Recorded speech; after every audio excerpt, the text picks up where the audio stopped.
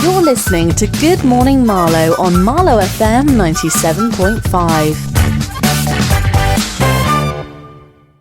I am joined this morning by, a good friend of mine nowadays, frankly, Chris Saremba. Good morning, Chris. How are you, sir? Good morning, Paul. I'm extremely well, actually. It's lovely to be invited on your show. Thank you so much. Well, there we go.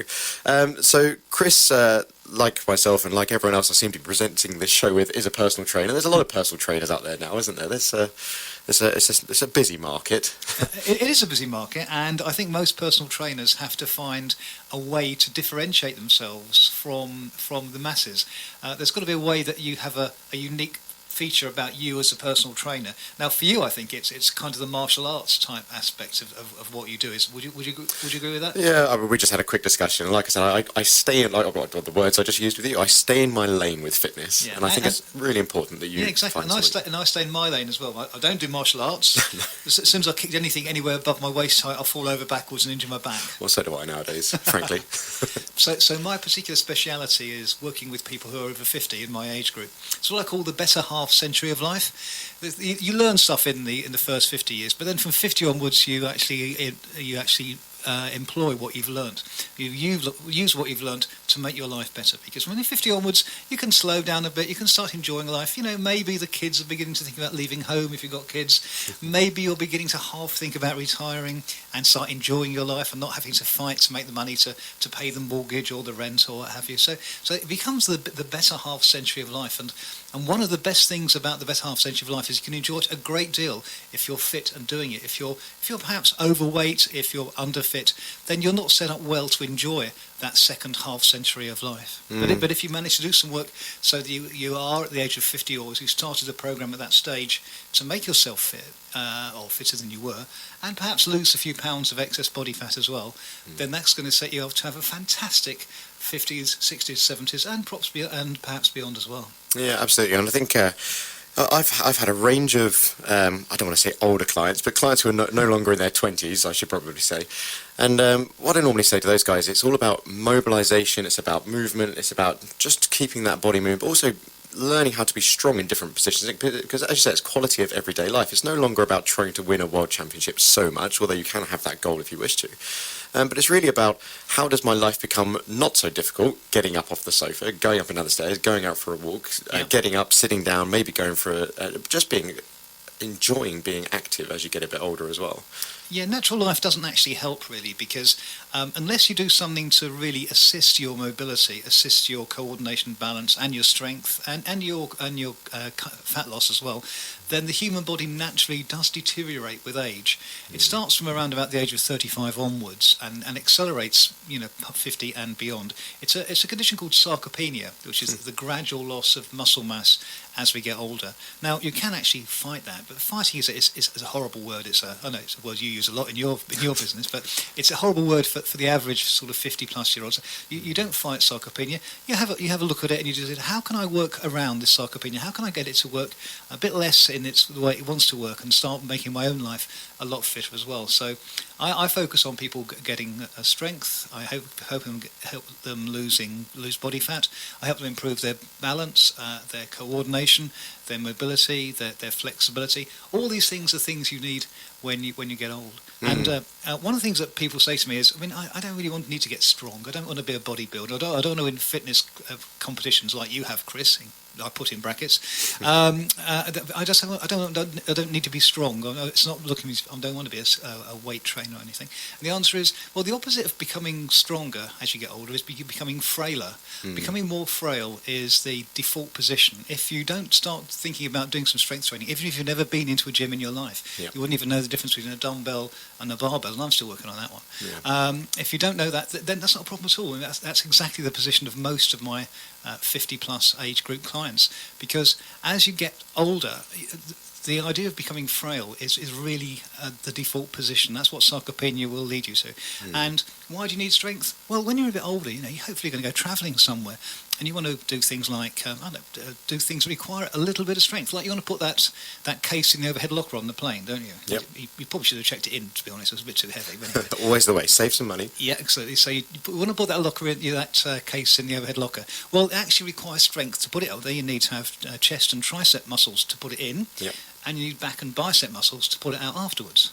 So you need a bit of strength to do that. And you've got a heavy saucepan that's maybe on a high shelf in the kitchen. Again, you need some strength to work on that.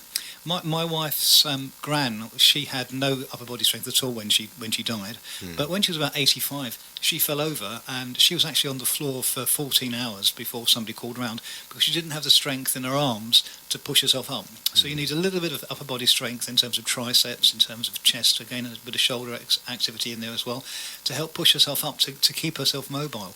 Because even if you don't want to win bodybuilding contests, even if you don't want to do that, which I'm sure most people don't, you do want to be able to get around unaided. You don't really want to be first in the queue for that mobility scooter. You see people in mobility scooters going around, often they're overweight as they go around mobility scooters. Which begat which came first? Were they overweight first, or were they needing the scooter first? I don't know. But you'd want to try and delay that as long as you can. I can't guarantee you'll delay it forever. If you live to 120, you'd probably be in a mobility scooter then, I suspect. I'll be very happy to be in a scooter at that age, I think. Exactly. So that's why I look for it. I don't expect people to go ahead and win marathons. I expect them to be able to run 5k until quite late in life. I think most people should be able to run 5k into their 60s and beyond. I can do. I'm not sure I can do much more than that. I did 10k on Sunday, but 5k is my regular limit these days. And it would be good for people to be able to do that and enjoy that quality of life from that. Yeah, I was going to say, I'm thinking of examples here, and an easy example, someone's going to hate me for this, it's my mum and dad, who often listen to this show. I think my mum, who will probably text me, she normally does, I think she'd be horrified of going in, I'm going to speak for her, into a weight training gym, and look at the weight areas, and look at these guys doing, 20-year-olds doing deadlifts and cleans and presses and all this kind of stuff. And I think she would be really most likely thrown by that, if I'm honest. I'm sure she'd agree with me. But she's very active. She does loads of walking, and my mum and dad enjoy walking. But as you say, that is a plane of movement, but there's a lot more that could be done. And as you say, perhaps there is this kind of fear we got to try and get around, that strength training is not bodybuilding. It's really not, and it's really about improving life for you longer term. And the sooner you start on that, really the better. But it doesn't mean you can't start at 50 or 60 either, does it? Indeed, I started at 50. I've never been into a gym in my life until I was about 51 or 52, and now I go into one most days of the week. But the word you're looking for is gym intimidation. So your mum, who's now texted you, no doubt, your mum is gym intimidated, which is one of the words that I've invented. Yes, it's an alien environment, and I have to say I have quite a lot to say about gyms in this country, and most of them I find are strange in the way they really, really focus on trying to bring in the younger client. There should be a chain of gyms that are designed to bring in people over 50. Yeah. And let's talk about that for a second, because most gyms are focusing on the guys and the girls in the area of between about 18 and sort of 28, 29. Yeah. That's their real target market. And if you think about it, that's the group of people who've probably got the least money, the least disposable income. Yeah. They also actually have the least need to go to a gym. They have the least need to prevent the onset of frailty and so on. And yet every single gym chain aims at that particular subset, that particular demographic, or chronographic, if it's correct. So every gym aims at that group. So I have on occasion thought of starting up a fitness over 50 chain of gyms, which would be targeted at the over 50s, you wouldn't have the same booming noise that you get sometimes in some gyms, somewhere the music's too loud. You'd have Coldplay, etc. playing. You'd have a few pot plants around the place. You'd still have the mirrors, but you'd have some curtains at the windows as well. It wouldn't be quite so sort of post-industrial aggro design. It would be a much softer approach. Yeah, some slippers in the corner for you. Yeah, absolutely, and a place where you can store your pipe and come back later. Maybe not that, but something that was a bit more appealing to the over 50s. I mean, just imagine you start up a chain of petrol stations and you made it clear that you're only targeting these petrol stations at people between 18 and 28 years old. Yeah. And then the next petrol station down the road was exactly the same. They only targeted the 18 to 20-year-olds. Fascinating, yeah. 28-year-olds too. So, unfortunately, I can't single-handedly change the gym movement. I can't open up my chain of gyms. I have thought about it. I have thought about franchising the Fitness Over 50 name to have a chain of gyms, but that sounded too much like hard work, and I am meant to be retired. So I did think about doing it. But gym intimidation is something that I often face in my clients, or my clients tell me about. And the key thing is, if you are going to go to a gym, which is great, and start lifting some weights, which is absolutely fantastic, you should obviously get some advice from somebody. But the key thing is, do not go in there to look at other people. Don't compare yourself with other people. Yeah. So if it's full of sort of good-looking 20-year-old guys and girls in the gym grunting and making huge noises as they deliberately drop their weights in a deadlift just to see how much noise they can make. You smile, Riley. You've seen those gyms too. Oh, I'm probably that person. So those people aren't looking at you. They're not interested in what you're doing. So you don't have to be. Try not to be gym intimidated, and don't be interested in what they're doing. Weight training is actually an amazingly non-competitive sport. I mean, I often go to the gym with some friends of mine who are either my same age group as me or younger. And if they're younger, they're usually lifting weights that are like heavier than mine. Maybe I've got some friends who are sort of like in their late 20s and 30s I sometimes go to the gym with. They're lifting twice as much weight as me. But on the basis that I'm lifting my own weights and they're lifting their own weights, we're just sharing the experience together. And I'm lifting mine while he's taking his break in between sets, and then vice versa. Then what he's lifting is no concern to me, and what I'm lifting is of no concern to me. We're doing the same exercise, sitting on the same bit of kit, and a little bit of chat, and we have a great time doing it. But it's a sport, but it's not competitive on that level.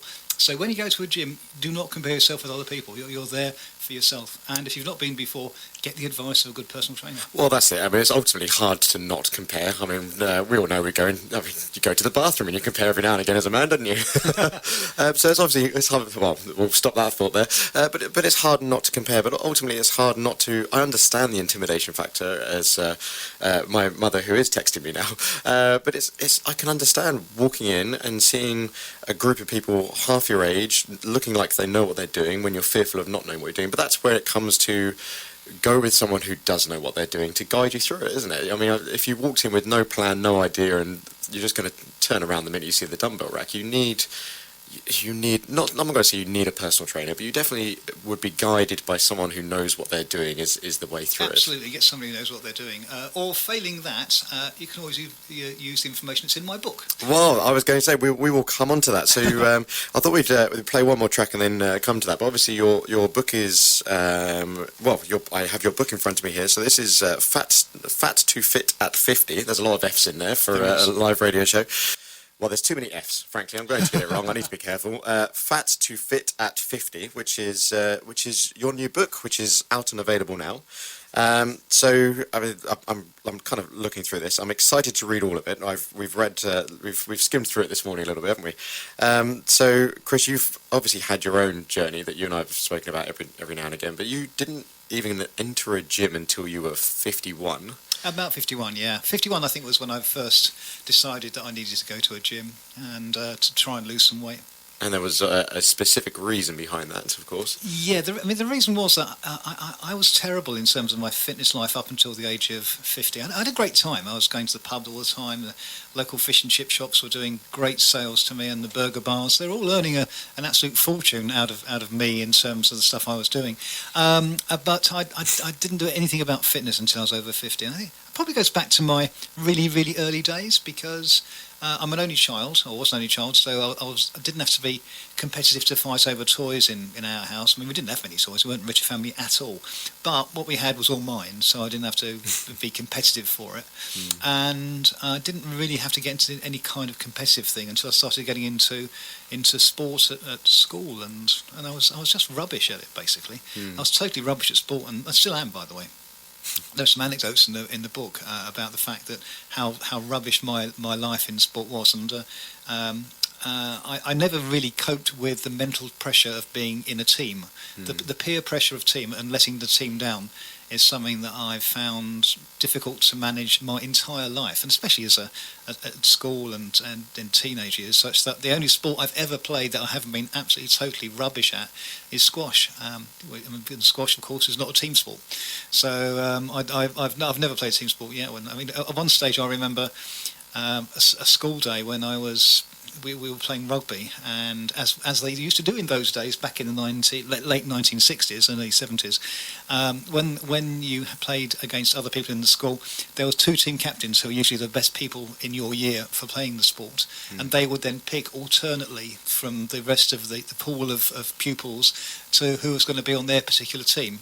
And I was always the last to be picked, of course, because I was so rubbish.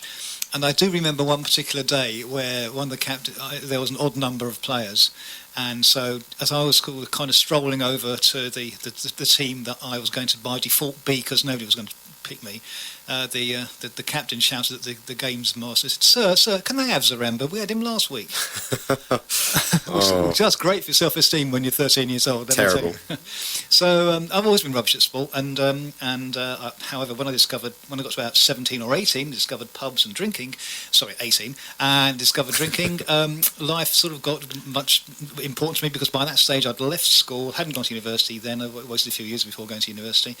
And a lot of mates of mine, also not that keen on doing sporty type things, went to pubs, and my weight absolutely bloomed until and that carried on for my 20s and my 30s and my 40s until I hit the age of 50 at just over 18 stone, which is about 115 kilos. Which is in no state to face the better second half century of your life. Yeah. So I went to the doctor to talk about something else. It was something trivial. I don't know what it was actually. Sort of athlete's foot maybe, or earwax, or something trivial. The doctor said, "Chris, you've been putting weight on. I can see that you're. I'm stunned to see how heavy you look now compared to how last time I saw you. I'm going to send you some blood tests, and I want you to." And he measured me as well. Blood test came back. I was pre-diabetic. My cholesterol was through the roof. He did my heart rate. He did my blood pressure. That was rubbish as well. And the doctor said, "Chris, you've got to lose some weight. You've got to get fitter, because if you do not, I don't think I'll be seeing you in a few years' time." Wow. So he said, "You're here now. You're at 50. Unless you change your ways, you'll not be here at 60." Wow. So he didn't actually say the phrase "diet or die," but that's kind of what he implied. That's what he implied, yeah. And I decided to take the four-letter word of those two options. And the doctor said, he could give me. I don't say he, it was actually she. She could give me a whole range of tablets and tools to help me from the drugs cabinet that she had access to. But she said, "I'd much rather you did this yourself, because you're not diabetic yet. So your blood pressure is high, but it's not dangerously high. Your cholesterol level again is high, of lousy cholesterol. The LDL cholesterol is high, but again it's not dangerously high. You can control all these things without drugs if you set your mind to it." Yep. And I remember that conversation very well. I mean, it was now 15 years ago, because I was 50 at the time. And I thought, right, I can actually do this. So I've decided to apply myself in the way I've never done before to getting fit. And the story carries on in the book, really, as to what I did. And early on, I went into the gym, which absolutely terrified me. I was gym-intimidated, going back to the word from before. Everybody in the gym was working out, and they were already they already looked far fitter than I did. So this isn't the place for me. I need to do something else. But eventually, I found, with the guidance of somebody in the gym, the cardio room, and specifically the cross trainer. And I could see that guys working out in the cross trainer, there were some of them actually even looked a bit like me. I mean, they're quite my age, at 50 or 50 plus. But they were overweight, and they actually looked like they needed the gym, and like most people I've seen in the gym, it didn't look like they needed it at all. I decided, and I also had the cross trainer as well, TV screens in front, so you could watch TV at the same time as doing some exercise, and that kind of appealed to me as well. And basically, I made friends with the cross trainer and went and did about 40 minutes. Eventually, built up to 40 minutes every morning before work. Yep. Doing the cross trainer, and I still do that from that day to this.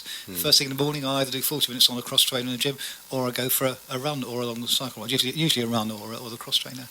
And at the same time, I stopped eating the rubbish I was eating. I got myself a little notebook and started noting down what I ate. I mean, I know it's a lot more scientific than just eat better and move more, but that does cover like 95% of it.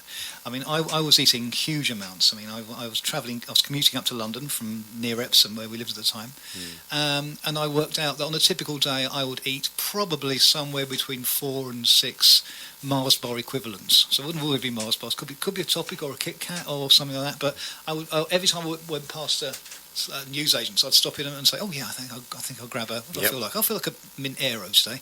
So I was having between 4 and 6 of those, and eating a lot at lunchtime and in the evenings, because fish and chip shop was on the way home afterwards, on the way home from the local station back to my place. So it was all stuff that I knew I needed to change.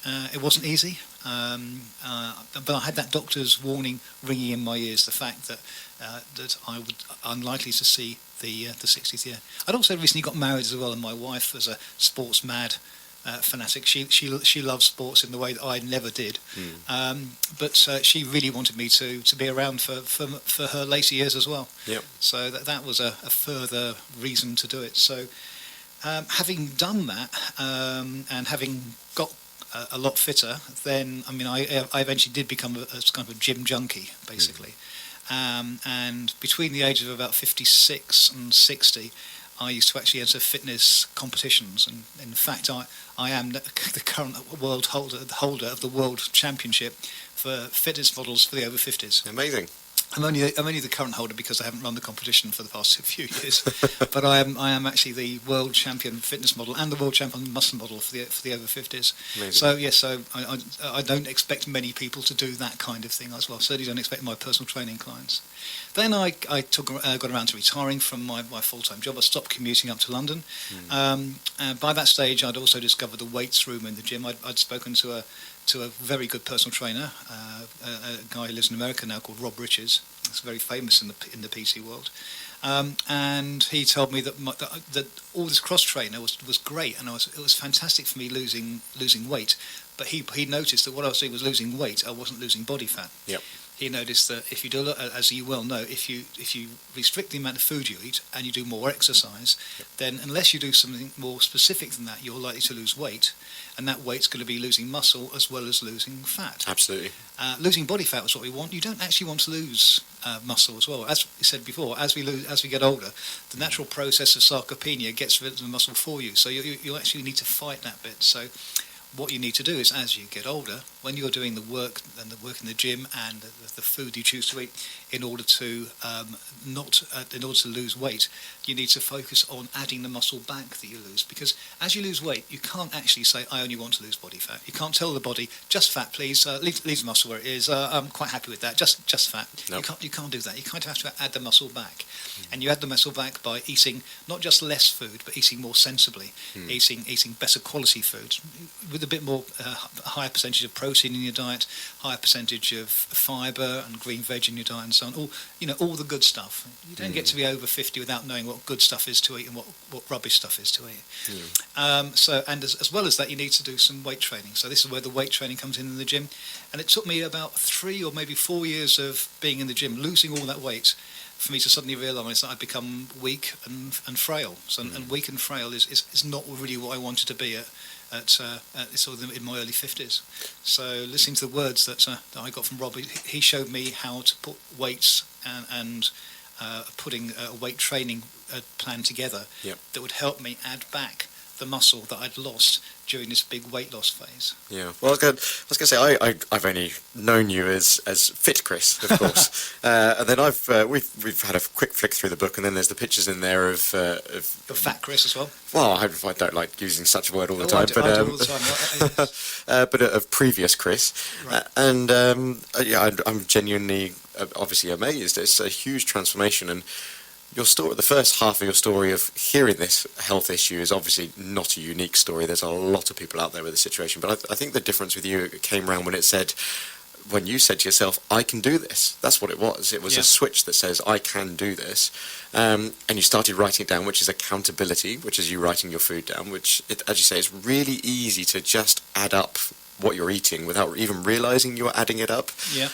So any form of accountability is great. So you've done all these right things. You've mentally attacked it, saying, "I can do this." You've put an accountability system in place so you can see how much is effectively going in. And then you've done the right thing, of course, which is finding someone who knows what they're talking about to help you build that muscle and build that. So you've kind of ultimately you've done everything right, but it's very easy to not get everything right and kind of try your best at this sort of stuff and fall off the wagon and fail and go around the loop, isn't it, as well? No, there are so many traps. I mean, people often fall off the wagon because they get one meal wrong, if you like, early on in the process, and I'm giving up on this. Isn't working. I've just had a big meal out with some friends, and it's been a rubbish day, and it's going to be a rubbish day tomorrow as well, and they just give up. So don't give up. The body, if you've started on a good track, the body's remarkably forgiving. You can actually survive having several kind of suboptimal, to use the correct term, days for that.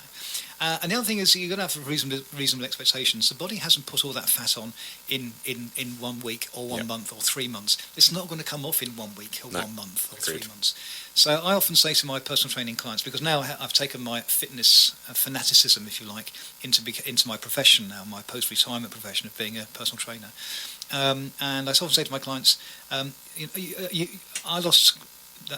Chris, I lost 6 stone in 2 years. So I came down from 115 kilos to around about 75 kilos. So now, if you'd like to do that, you might think that's an impossible objective. But if you think about the maths of that, it's actually £1 a week. Yeah. So I said to them, can you lose a pound of weight a week? And I said, yeah, I could lose a pound of weight a week, but I need to lose stones. I said, oh yeah, a pound a week is a stone in 14 weeks. How do you eat an elephant? Yeah. Yeah, start from one end and finish at the other end. Well, yeah. Exactly, yeah. So most people don't realise that if it's a pound a week, it's all you need to do. But keep it going. And you don't have to be good every single meal. You don't have to be good every single day in terms of the movement and exercise.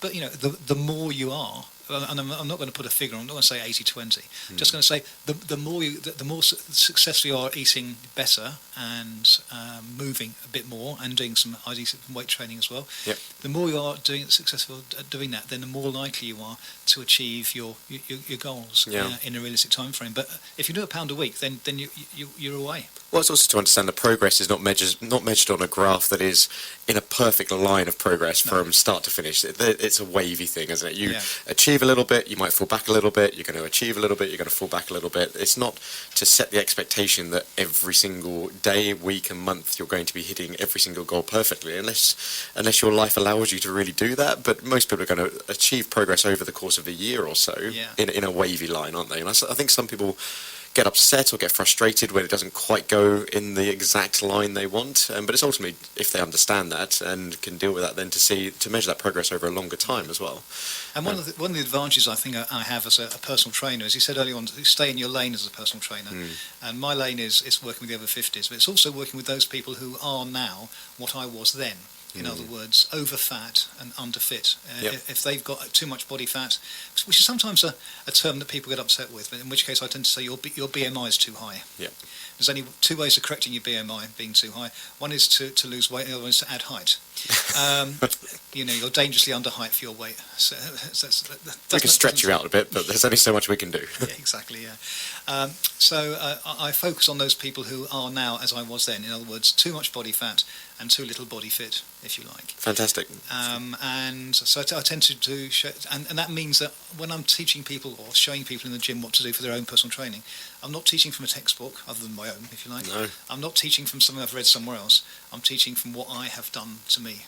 Perfect. And there's obviously 2 sides to this book, isn't it? And secondly, just to follow up on that, I totally agree. You've got a journey. You've been through this yourself. You've got first-hand experience, and essentially you're passing that on, which is ultimately surely more rewarding learning from someone like that than just learning from someone who went on a course to learn it as well. So there's 2 halves to this book. The first half is your own personal story with the pictures of previous Chris and current Chris, and the second half is all about your advice to others, isn't it? So there's 2 halves to this.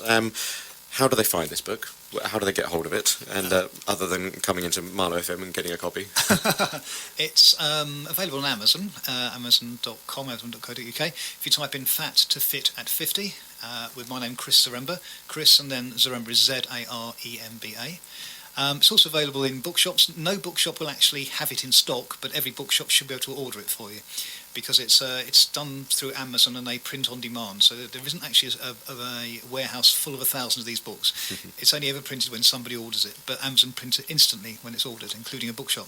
So yeah, go to the bookshop and it's Fat to Fit at 50 by Chris Saremba, or you can look at my website. There's a lot of it. A lot of the information in the book is also on my website as well, which is fitnessover50.co.uk.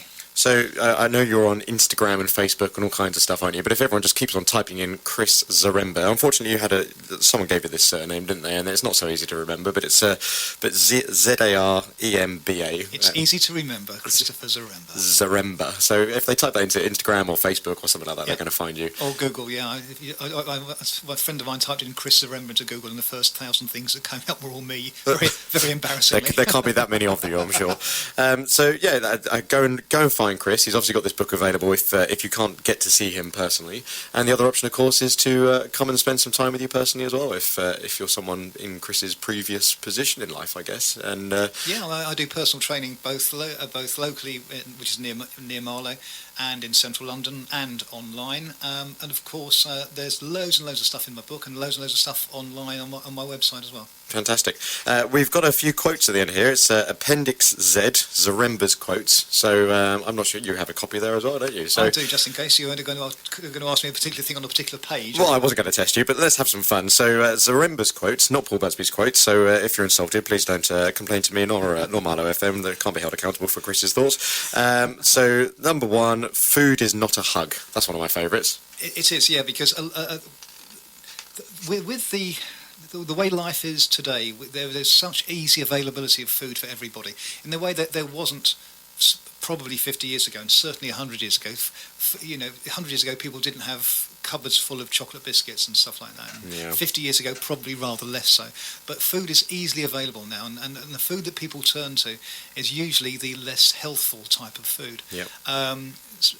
One of the main reasons that I think the country is facing an obesity crisis is because people eat when they're depressed.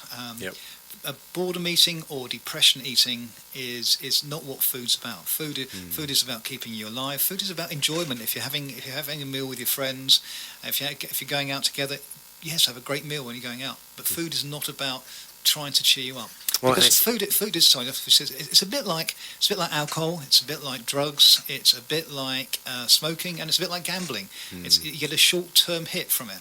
And it's easy, isn't it? The comfort food is so easy to just unwrap a wrapper and shove it in the mouth, whereas good food tends to take a tiny bit more thought, doesn't it? That's the part of the problem. Yeah, not much more thought. I mean, it doesn't take much more thought to eat a bit of lettuce compared to a chocolate digestive. But strange enough, you don't go to it, but you don't get the same dopamine hit. You don't get the same. The pleasure centres of the brain do not get activated by a lettuce leaf, but they do by a milk chocolate digestive. So there you go. If anyone comes up with a chocolate digestive lettuce leaf, they've made it in the world, haven't they?